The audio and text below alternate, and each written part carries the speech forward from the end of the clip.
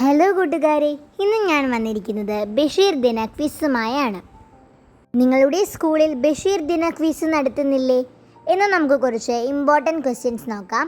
ഒന്നാമത്തെ ചോദ്യം, ബഷീറിൻ്റെ യഥാർത്ഥ പേര് എന്ത്? ഉത്തരം കൊച്ചു മുഹമ്മദ്. രണ്ടാമത്തെ ചോദ്യം, ഭൂമിയുടെ അവകാശികൾ എന്ന ബഷീർ കൃതി പ്രസിദ്ധീകരിച്ച വർഷം? ഉത്തരം 1977. മൂന്നാമത്തെ ചോദ്യം, യാ ഇലാഹി എന്ന പുസ്തകത്തിൽ ബഷീർ എഴുതിയ കവിതയുടെ പേര്? ഉത്തരം അനശ്വര പ്രകാശം. നാലാമത്തെ ചോദ്യം, ബഷീറിൻ്റെ ഭാര്യയുടെ പേര്? ഉത്തരം ഫാത്തിമ ബീവി. ബഷീറിൻ്റെ ഭാര്യയുടെ പേര്? ഉത്തരം ഫാത്തിമ ബീവി. അഞ്ചാമത്തെ ക്വസ്റ്റ്യൻ, ബഷീർ രചിച്ച ഏക ബാലസാഹിത്യ കൃതി ഏതാണ്? ഉത്തരം സർപ്പയജ്ഞമാണ്.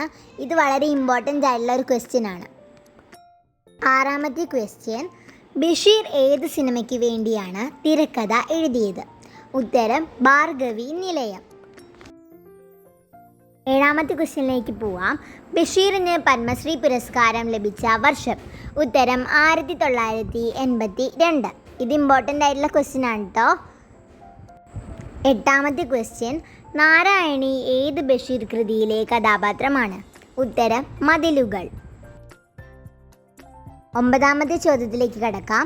ബഷീറിൻ്റെ ഇതിഹാസ കൃതി ഏതാണ്? ഉത്തരം ബാല്യകാല സഖി. ഇനി നമ്മുടെ ലാസ്റ്റത്തെ ക്വസ്റ്റ്യൻ ആണ്, ബഷീർ രചിച്ച നാടകം ഏതാണ്? ഉത്തരം കഥാബീജം. ബഷീർ രചിച്ച നാടകം ഏതാണ്? ഉത്തരം കഥാബീജം. വീഡിയോ ഇഷ്ടമായാൽ ലൈക്ക് ചെയ്യാനും ഷെയർ ചെയ്യാനും സബ്സ്ക്രൈബ് ചെയ്യാനും മറക്കരുതേ. മറ്റൊരു വീഡിയോ ആയിട്ട് വീണ്ടും വരാം. അതുവരേക്കും ബൈ. Thanks for watching.